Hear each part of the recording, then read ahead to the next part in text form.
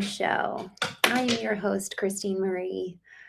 Y'all, I have been going live for over 200 days in a row, and I just feel so privileged to be here with you tonight. It's cool to think about that. 200 days. I have had a lot of guests on here. There's been a lot of concepts that have really deepened and strengthened for me as a result of coming on here and going live. I've had folks tell me not to do it. I've had folks tell me to do it and everything in between. And this whole topic tonight of how to live authentically actually really speaks to this battle that I went back and forth between for a number of months. It's like wondering, am I doing the right thing? Am I on the right path? Should I be doing this? And when everyone around you has conflicting messages, the question really becomes this source of opportunity for you and I to decide, what do we really think about something? When most everyone around us is all bent in one direction and leaning in one direction, much less going in one direction, it's a lot harder for us to go against the grain. And it's also just much more natural to go along with them. But when there's opposition or when there's conflicting narratives and conflicting viewpoints, that's really an opportunity for us to examine, well, what do I really think about something? And so this whole question tonight that we're going to be examining, how do I live authentically? It's something that I didn't even really know that word authenticity up until about 4 years ago. Living authentically, becoming emotionally intelligent, none of these phrases were used in my childhood. None of them were used in the shaping and training and cultivating of who I am today up until 4 years ago. And so it felt like a foreign language. It felt like something completely unheard of, something I had never touched or tapped into. And so with this whole discovery of authenticity, I've had to really do work and really come to learn what it means to live authentic. And because I didn't have a framework for it, a lot of it was personal discovery. It wasn't necessarily going and reading what do other people have to say about this. And I actually think that there's so much power in that process of not being told how to think, but rather being taught from within. And that alone, that is the definition of intuition, the Latin root of intuition, that is intuere. That is a Latin word for intuition, and it means to be taught from within. And so when we stumble upon these concepts, upon these ideas in adulthood that we haven't been taught or told what to believe or think about it, we actually get to experience it for ourselves. And as I was experiencing the concept of authenticity and emotional intelligence for the first time, not being told about it by anybody, but learning about it from my own self, effectively learning about it and being taught from within, man, it just became so important to me and so special to me. And I think that that's exactly what the cultivation of our intelligence is supposed to be like. When we actually learn how to awaken our soul, our spirit, our mind, we get to be taught literally from within these connections to God, these connections to the world and each other in ways that logic perhaps can't really define or reasoning can't account for, but that are literally so special and almost like in our DNA as humans. And it's this whole other layer, like subterranean, that we, and at least I don't really have a category for, but I've experienced. And that's where, when we add in the experience of the thing, that learning, that lesson is so much more meaningful than just the head knowledge about it. And so this concept of how to live authentically has been something that's been it's been so fun to explore, because I didn't know who I was for 28 years of my life. I had no idea, and I never thought about it. It wasn't something that I sat wishing and wondering, "Oh, who am I?" I never found myself asking those questions. But I did find and realize that when one of the most important relationships in my world at the time fell apart, and my future, consequently, I realized I had no idea who I was, and I had no idea it's almost like who's the person looking back at you? You know, when you look in the mirror, and there's this poem about the most important relationship that you and I can come to encounter and reconcile with is the one that is looking back at you every night. You know, it's the concept of you're born alone in this world and you die alone in this world. And so if we're not at peace with the person looking back at us, then how can we actually have peace in any other relationship in our lives? And so with this concept of living authentically, it has been such a fun journey to actually experience learning about this whole concept for the first time, learning from within rather than being told what to think about it or being told even definitions of the word and the concept. And so, with that, tonight we're going to be talking about how to live this way. And when I think, even just before I started the show, I just was thinking, what does it actually mean to live authentically? And the thing that really stood out for me, we have to know the truth in order to live authentically. We have to know our experience. We have to know what's going on inside of us in order to then proceed from that place. Because otherwise, if we don't know the origin state, the originating place, we can't operate from it. And so we have to actually do the work and take, I call it radical responsibility, to go inward and come to understand what is going on inside of me. How do I feel? What do I think? What do I believe? What do I like? What do I want? All of those questions that, frankly, for me, at first kind of face value, I would look at those and be like, those are so basic. Of course, of course, I know the answers to that. But then when I actually sat with those questions, all of a sudden I would almost freeze. It's like, well, I don't know. What do I want? What do I like? And I was asked some of those questions when I was 28 and starting my journey here. And I did not know the answer to most of those questions. Like, what do I want? What do I need? What do I like to do? All of those questions that seem so basic at first blush, all of a sudden I just felt so like this blabbling, like, I don't know, I don't know anything about me, because I had never taken the time to ask those questions and actually sit in my experience. Most of my life, I had been sitting in the experience of everybody else. I had actually put such an emphasis on empathy because I was so terrified of disconnection and moving out of relationship with people that I never once thought about what I thought, want, or needed because of fear. I was operating fundamentally from a place of fear in relationship that I could not then operate from a place of authenticity, because what if? What if what I said they wouldn't like? What if what I wanted they didn't want? What if what I needed they didn't need? And what if my core being actually fundamentally divided me from those I love? Well, I'd rather have that not happen. So let me just ignore myself and suppress anything that comes with it. And so before I continue, I just wanted to say a quick hello to some folks who are joining. I'm live on a couple different streaming platforms, but John Jacob, thank you so much for joining tonight. Just Jokes, thanks for coming on here. Mark, hello from Mississippi. I am in your neck of the woods. I'm in St. Louis. I'm visiting a client tonight. It's good to see you. Simon, good to see you tonight. White Clear, thank you so much for joining. I really appreciate your comment here. This guy, hello. Mark, I am from just outside of DC. I live in Northern Virginia, and I am from Gaithersburg, Maryland. This guy, oh, New Zealand, good to see you. Good morning. White Clear, good morning. Simon, I know the truth. I love that. I think that that's actually really, really important that we take the time to know what's true for us. Aubrey, good to see you. This is real. I am live.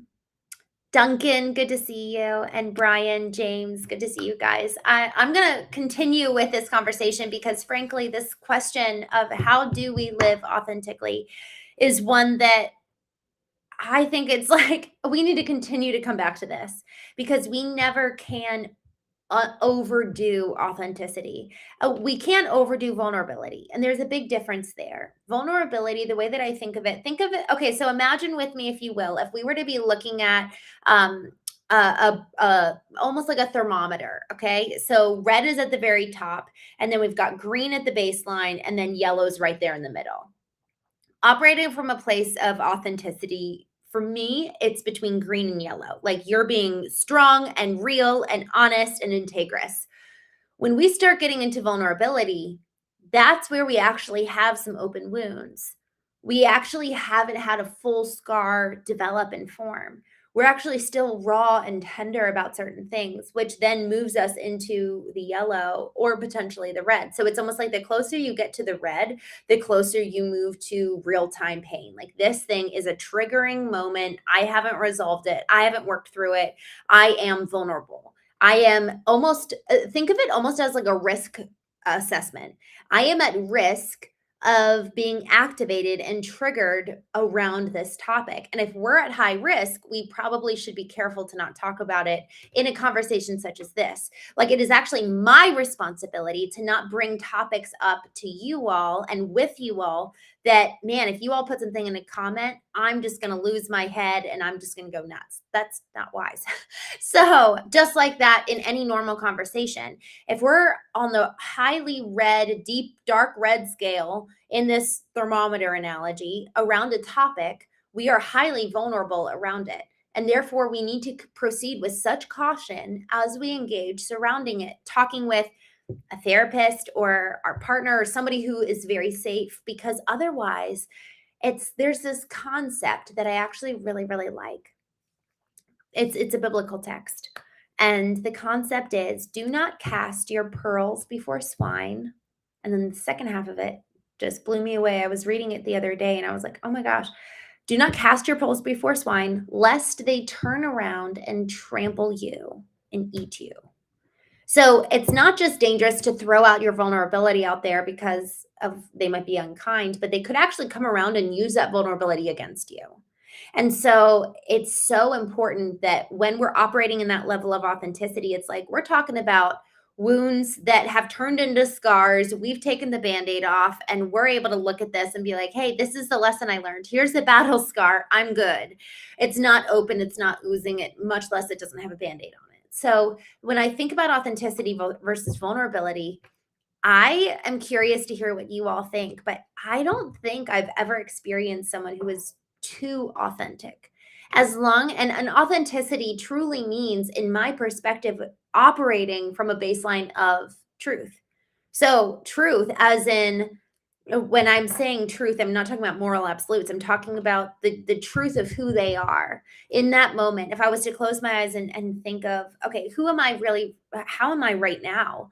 I actually had a challenge. Someone was with me over my birthday when I went live, and they were like, I want you to be even more authentic. And I was like, I don't know how to be more authentic. But every moment during that conversation, anytime I caught myself thinking about something else, thinking about how I'm being perceived, thinking about anything other than this moment, anything that takes me out of the present, that's when I find myself starting to drift away from my source of authenticity. Because ultimately, I have to know who I am in order to operate from that place. And so I can only ever be as authentic as I do know myself. So this work of knowing who we are is the key to uncovering our authentic self and our true self. And this is what's so exciting. So bear with me because I'm ideating as we go. Michelangelo, when he was asked, how did you sculpt David? And David was iconic at the time. They never had they seen a sculpture like David before. And it's because Michelangelo would go and dig up cadavers, which was highly illegal at the time. And he would go and look at these dead bodies and see how they were made. And then he would bury them again before it was morning and then go and proceed and keep working on his sculpture. It was crazy. And so that process, somebody asked him, like, how did you do this? And his answer is so beautiful and an example for us of how we need to go about examining our own experience and knowing ourselves. He said, I had to remove who David was not and allow for David to come forth from this piece of marble. I think it was made of marble. And really, that is exactly what we're trying to do here. It's removing and eliminating who we're not. And so when we're asked, well, who are you? If we don't know, a really good place to start is, well, okay, who am I not? And then we just get closer and closer and closer back to, okay, that's who I am. And then what's cool is that after we've removed, okay, this is who I'm not, coming back to our baseline of who we kind of were almost before the nurture, because we've got our nature and then we've got the nurture. The nurture is what's been added to, and some of that addition needs to stay. Some of that addition is really good and really beautiful. I'm so grateful for those aspects of what my mom and my dad gave me that frankly have made me so much more well-rounded. I'm so grateful for that. So we come back to the core, to the center of our nature. And then we decide which pieces we're going to intentionally add back in from our nature. And then we get to add even further from there. It's almost like once we come back to this baseline of who we were created to be in the first place, then we can create. That is true creation, built on an original structure, an original frame that is no longer corroded by the things that have been added to it over time. So just going back to some of the chats here before I keep going. Just Aubrey, I saw you say just blurred the background. I'm in a hotel room and I have my pants right there. I'm wearing sweatpants right now. So I have a blurred background. Aubrey, emotional intelligence. Yes. I love that. Alone, easy target. I'm so curious. You say don't reopen old wounds. I would love to hear you expand on that. That's super interesting. Blood Legion, thank you for joining. Crazy Sick Wine. I had wine tonight. Thanks for joining. Dubski style or Dub Styles. Remain solid, unadulterated, filterless, and unapologetically. I love that. Oh, I love this. Blood Legion, you saw David's Michelangelo or Michelangelo's David over the summer when I went to Italy. Very impressive. I still have not seen it. I've been to Florence 3 times and I still have not seen it. So I'm so glad you got to do that. Jovan, who I am not, hard to please, good to see you. Steve Hansmith. I know I'm wearing a lot of jewelry on my left hand. My ring broke this morning. So you're right. I do have, and it's actually my right hand, but yes, I have a lot of jewelry and it's so sad. I was thinking earlier I should move one of my actually while I was on this. See, this is what's so funny. I was thinking I caught a glimpse of my hand earlier and I was like, oh, I should move my jewelry over. And I was like, no, come back to the present moment. Y'all, coming back to the present moment, it's hard. It's so hard because controlling our minds, this is something that I'm realizing more and more. The more I'm working with people, the more I'm chatting with different folks at the knowing retreats, the more I'm realizing how much really truly controlling our minds is it's almost like a lost art. We don't know how to do that. We don't know how to actually take the thoughts in our minds, pull them out and look at them and be like, oh, interesting. That's what I'm thinking. Oh, interesting. Do I want to choose to think that? Because, and speaking of Michelangelo, I saw another quote by him. No, I'm sorry. This was by Marcus Aurelius. I saw this quote today. Our thoughts color our soul. And so what we choose to think about ends up impacting our soul, which is where our emotions live. And then we wonder why we get sad and depressed and anxious and fearful. Well, what are your thoughts? Audit your thoughts. And so with this whole concept of staying so present here in this moment, it's like anytime, even on the show, y'all, this is why a couple nights ago, I actually stopped reading the chats because it was so distracting seeing the chats come up. And I was seeing people talking about things that had nothing to do with what I was talking. And I was like, oh, this is confusing. And so I actually had to turn the chats off because I couldn't be so present with this conversation and maintain the flow and the direction. And it's almost like being in well, what's it called? The leader of an orchestra, the director. What are they called? Somebody help me out here. Please tell me. What is an orchestra director called? Symphony orchestra. I don't know. What's it called? I'm looking here in the chat. I don't know. Somebody come to my rescue. But there's something around being able to orchestrate everything that's happening in our lives, whether the conversation that we're having right here, right now, if we're trying to have a conversation, we've got kids going crazy in the background, or we've got all these chats happening here on the side. Okay, how do we stay super present? Yet last night I brought up the analogy of a conductor. Alone, easy target. Thank you. Conductor Dove style. Hard to place. Guys, thank you for coming in and saving me. A conductor. Obviously. It is so hard to come back. I talked about this analogy last night of a horse with blinders on, just being so laser focused on this is where I'm aiming. This is where I'm going. This is who I want to be, how I want to live.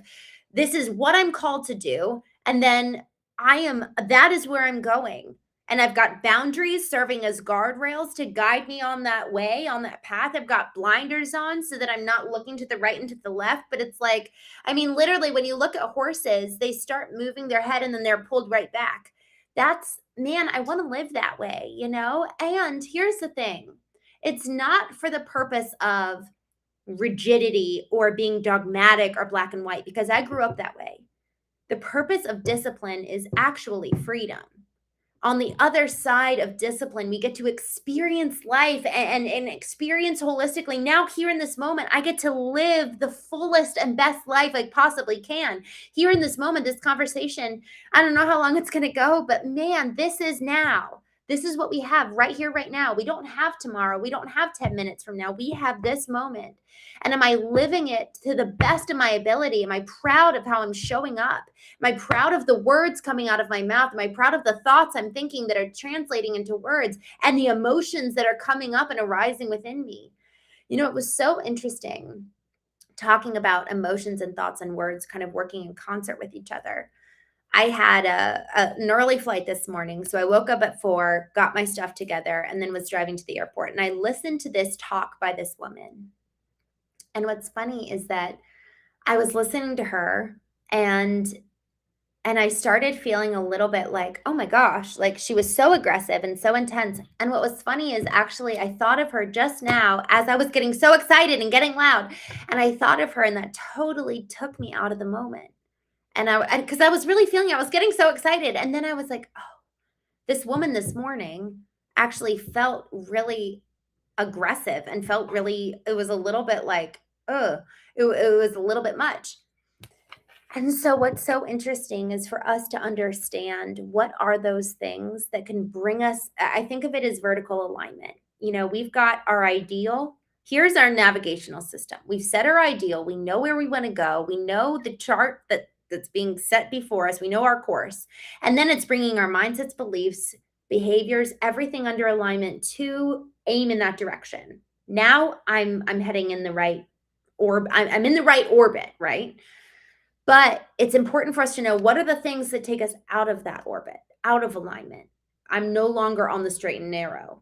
And one of those thoughts, ever since I, was married, was the thought and being told, you're too loud, you're too much. And so ever since then, I have to pay attention to that narrative, because that narrative has a lot of roots in shame.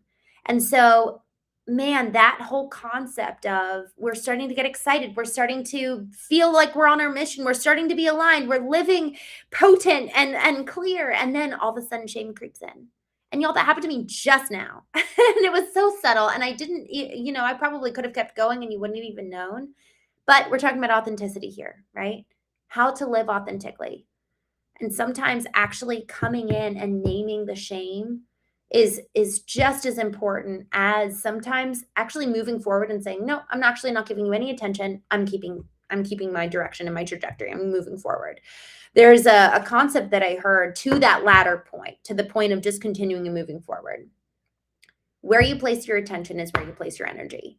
So if I actually start thinking about, dwelling on, and putting my attention towards things that I don't like, it's kind of like, oh my gosh, I hate that. And it's like, here's the goal. And I'm moving away from it. And I'm like, oh my gosh, I hate it. Or like being so distracted by the things that we don't want, how we don't want to live, how we don't want to show up, that it actually distracts us from the target in and of itself. And so there's this delicate balance, the conjugation and, so that I can know when shame's coming up and really address it, take control, take mastery of it, but then also realize I don't even want to go there. I'm going to keep my attention where I want to place my energy, and I'm going to keep going, and I'm kind of bowl through this shame narrative that's showing up. There's a really delicate balance of knowing when to do both. And being authentic, there's this is so interesting, and I'm just thinking about this now. It's taking control and making the choice of who we want to be, and being so tapped into, but how am I feeling right now in this moment? So it's really this is so interesting, this interesting dynamic of like, I'm going to choose to move forward towards my ideal and move forward towards my goal, and I'm going to say the truth of how I'm feeling here in this present moment. Just going to pause there and take a moment to check in on some of the chats here. Man, this is so fun. Thank you guys for joining me tonight. I love having these conversations, and I love hearing from you guys. And thank you for saving me on the conductor bit. I'm so glad you did. Oh my gosh. Hard to please. You're so sweet. Can I buy you a ring? I need to buy myself a ring. Look, it's like, I was so sad. It snapped this morning in my car on my way to the airport. Christopher Adams, Maya Angelou once said, I'd rather be hated for who I am rather than loved for who I am not. Man, I'll circle back to that in just a second. That's so good. Read The Power of Now. Thank you for saying that. I actually have listened to it. I don't think I've read it. And I actually had it in, like, I have books on my Audible, and I'll just listen to it while I walk through cities. And I need to circle back on that. I don't think I've listened to it in a while. So thank you. Oh my gosh. And then you said, we are the stories we tell ourselves. Dub Styles, whether you think you can or can't, you're right. Man, there's so many mic drop moments, y'all. What the heck? We are the stories we tell ourselves. Whether you think you can or you can't, you're right. Both of those, so incredibly good. Y'all, I really believe this. I've seen it for myself. I actually was literally just writing about this while I was at dinner tonight.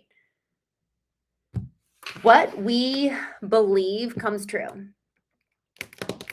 And that's where this concept of truth is really, really challenging, because we've been talking about truth. Even tonight, we've been talking about truth as something like what my experience is, like the truth that I am experiencing right here in this moment, not the moral absolutes. And to honor the conjugation we were just talking about, this concept of experience is really important to differentiate, because my experience, I get to self-perpetuate what I believe to be true. And I will then effectively forecast that out and like put that out there. And then once I put that out there, I'm going to find it. We find what we're looking for. We get what we want. I fully believe that. And I love what both of you said. I'm actually going to screenshot both of these because I want to remember these. These are so good. Thank you both. Okay, Alone Easy Target. I need to go back and actually read The Power of Now, because I've listened to some of it, but I haven't actually done my deep dive here. Okay, Christopher Adams, you said 3 verses come to mind. Romans, I'm going to screenshot this and I'll actually read it tomorrow. I don't know those verses off the top of my head, but I was reading Galatians this morning, so ironically.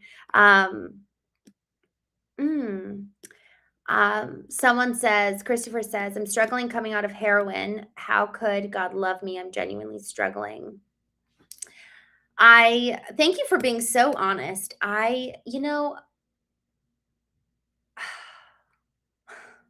It's so funny.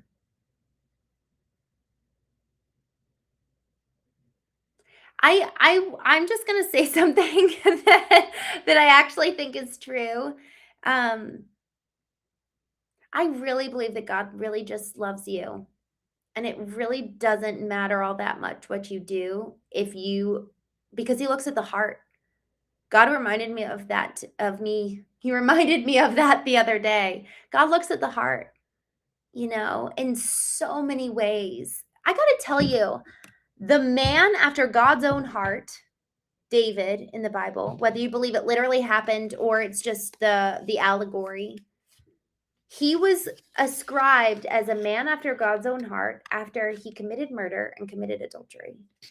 So if he can be a man after God's own heart, that God just cherishes and loves and prizes, then I believe that's true for all of us. There's not much worse beyond that. So I hope you take that to heart, because truly, I think that there's a lot more love that none of us to really understand the love of God, I think is probably one of the most incredible things that we could ever possibly consider. And this is something that I want to share, and I do feel vulnerable over this. It's not an open scar or wound, but I'll share it because I feel like we've all been hanging out together and we're all close here. I've been seeing the same amount of people here, so it's not like we're having people come in and ruin our group. There's this verse in the Bible that it says, "The Lord is dancing over you with singing and delighting over you." And I had like a picture come into my mind 2 years ago of God dancing over me. And even now, I'm just feeling sick to my stomach sharing this. It is like, I don't even know. And I'm just, bear with me while I like close my eyes, because I just really want to like get so honest here.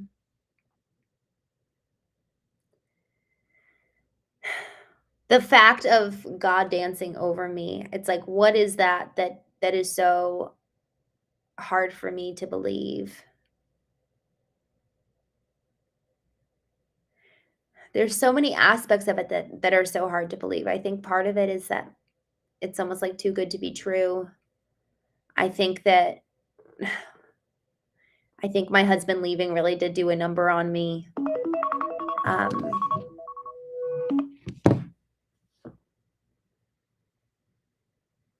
I want to earn it because I want to control it. I think at the end of the day, that's it. So the thought of God loving me and dancing over me without me doing anything, it's almost like I can't even conceive it. It's like I don't have a compartment in my brain that can receive the fact that I'm loved without doing anything, And I just really appreciate, Christopher, you saying that, because I think that all of us, at the end of the day, it's like, what is getting in the way of us being able to receive love and being worthy apart from what we do? It's like we are loved. That's just the truth. We are loved. We are worthy. That's just the truth. We don't have to do anything.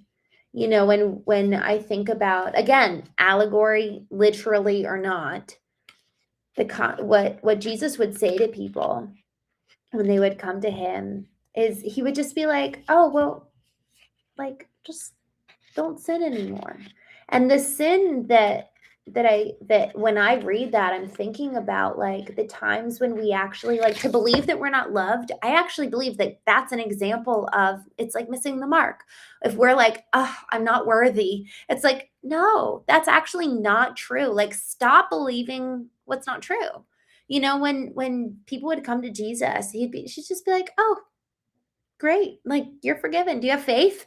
Cool. You're forgiven. You're good. Go and sin no more." Like, just stop believing lies. And I think the thing is, then we have to know what's true.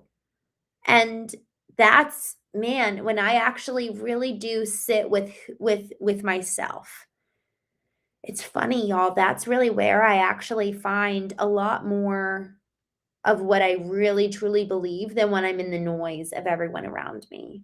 And when I'm in the noise of everyone around me, I'm like, "Oh, I'm supposed to produce. Oh, I'm supposed to prove my worth. Oh, I'm supposed to show everybody that I am of value." Rather than when I'm alone with myself, just me and God, I'm like, "Oh, God, like, there's so much freedom here. I don't have to produce for you." So then the question becomes, whose voice is louder? Their voices, or what we know to be true when we're alone with the creator of the world who made us in his image? So, Christopher, thank you for sharing that. You're wonderful. I really appreciate you saying that. And hard to please, I'm not married. My husband left a couple years ago. Um, Resume, energy flows where attention goes. I love that. Shame is the enemy of conviction. It becomes the veil over the doorway to repentance. Oh, another great line. My gosh, guys, I'm loving tonight. Dub Style says, never let others have that much control over your mental real estate. I completely agree. That's so good. Steve, thank you so much for joining tonight. Patriot Watcher. I'm just scrolling down. There is beauty in the struggle. The Creator gives us pain to remind us to allow the process to be healed. That in itself is the epitome of love. That in of itself is the epitome of love. I completely agree. I have found that the process, like that's really where so much of the cultivation of ourselves happen. It's like that's where the change is. That's when we're in the fire, where the dross is coming off and gold is coming forth. I love that. John, thank you for so much for joining tonight. Resume. This is life. Life is God. It's constantly changing. It's changing constantly. This is the dance. Oh, I love that he said this is the dance. But you look at yourself, imagine life that could be, but missing life's happening right now. That's the dance. I love that. Being able to truly accept being loved, you must learn to love yourself, flaws and all. I completely agree. Honestly, I think we can't really love others to the fullest extent until we learn to love ourselves. I think that we'll actually be impeding that potential for love to be conveyed and flowing out of us until we actually learn to truly harness it and leverage it and have it come from a real deep place ourselves. Christopher says, St. Adam taught us to embrace our suffering or St. Paul taught us to embrace our suffering because it allows us to realize how much we truly need God. And it shows us that God isn't denying us of something. He's preparing us for something greater. That's so beautiful. Joanne says, Jovan, I'm sorry, says that he definitely has a beautiful plan for those he has chosen, and he sent his only begotten son. I love that. I will say, I actually think that there is something around our choice as well. Like that is the biggest and greatest choice. The verse, and not to get overly religious here. I don't like religion. I like relationship. I like all of us activating every part of us, which includes our spirit, which gives us access to God. And I also do know a good bit of scripture because that's what I was raised reading, and I have found so much hope there. So I'll counter those two things here. This concept of if the story is true, which I hope and believe it is, that God became man, which is the most beautiful thing. Emmanuel, God with us. Like that is so much hope. My gosh. And it was for everybody. It says Christ is in all. And so it's our choice then. Are we going to choose to live alive and awake and aware of these truths and believing the truth that we're loved, that we are chosen, that we are free? And so with that, how to live authentically, there's so much choice in that question. There's so much choice on the other side of it. Are we actually going to choose to come to know who we are, to come to know who we were created to be, to understand nature versus nurture and the difference between the two, and where maybe nurture kind of clouded or corroded our nature? And then are we going to shed that? And then are we going to actively choose to create and add to, like Michelangelo said, he found David. Once we find truly the integrity of who we were created to be in the first place, are we going to then add to it faith and love and virtue and all good things about where we and who we need to be to get to where we're called to go? And so with that, I'm so grateful for you all joining tonight. I really, really loved tonight's conversation. Thank you so much. It really was encouraging to see like meaningful conversations here in the chat. So thank you, every single one of you, for participating. Shake the Stars from the Sky, thank you for coming on tonight. Dub Styles, Steve, have a wonderful night, everybody. I will see you tomorrow morning as we move through A Course in Miracles on The Knowing Show.